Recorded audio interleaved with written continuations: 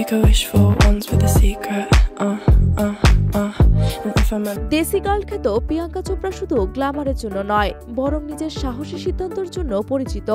বলিউড থেকে হলিউডে সফরে তাকে লড়াই করতে হয়েছে অশ্লীল প্রস্তাব, লিঙ্গ বৈষম্য ও ক্যারিয়ার ধ্বংসের হুমকির বিরুদ্ধে।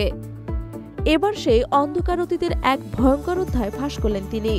মাত্র ১৯ বছর বয়সে এক পরিচালক তার অন্তর্বাস দেখার জন্য পোশাক ছোট করার প্রস্তাব দেন। এমন লজ্জাজনক পরিস্থিতির মুখোমুখি হয়ে কি সিদ্ধান্ত নিয়েছিলেন প্রিয়াঙ্কা?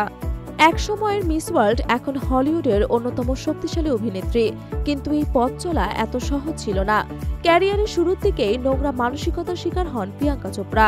সম্প্রতি এক অনুষ্ঠানে নিজের জীবনের ভয়ঙ্কর অভিজ্ঞতা শেয়ার করেন তিনি বলেন, এক নামকরা পরিচালক ফোনে বলেছিলেন লোকেরা সিনেমায় তাকে দেখতে আসবে, তার অন্তর্বাস দেখতে, পোশাকটা এতটাই ছোট হওয়া উচিত। পরিচালকের এই মন্তব্য শুনেই স্তম্ভিত হয়ে গিয়েছিলেন প্রিয়াঙ্কা।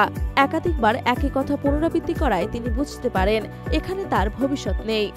আমি আর পারছিলাম না, ওই ছবিটা ছেড়ে দেওয়ার সিদ্ধান্ত নেই। আমি কেমন দেখাবো সেটা একমাত্র আমার সিদ্ধান্ত। প্রিয়াঙ্কার জবাব ছিল এমনই। কিন্তু শুধু এই ঘটনা নয়, আরো কঠিন সময়ের মুখোমুখি হতে হয়েছিল তাকে। একটি নাসাল পলিপ অপারেশনের পর তার মুখের গড়ন বদলে যায়। ফলাফল সিনেমা থেকে বের করে দেওয়া হয়। ক্যারিয়ারের সবচেয়ে কঠিন সময় ছিল সেটি, যখন হতাশায় ডুবে গিয়েছিলেন তিনি।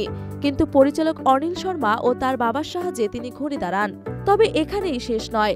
বলিউড ছেড়ে হলিউড জয় করলেও বিতর্ক পিছু ছাড়েনি প্রিয়াঙ্কার। কেউ বলছেন বলিউডে ফিরে আসতে চাইলেও তাকে স্বাগত জানানো হবে না, আবার কেউ বলছেন তিনি এক শক্তিশালী প্রতিবাদী কণ্ঠ, যা অনেকের স্বার্থের বিপক্ষে গেছে।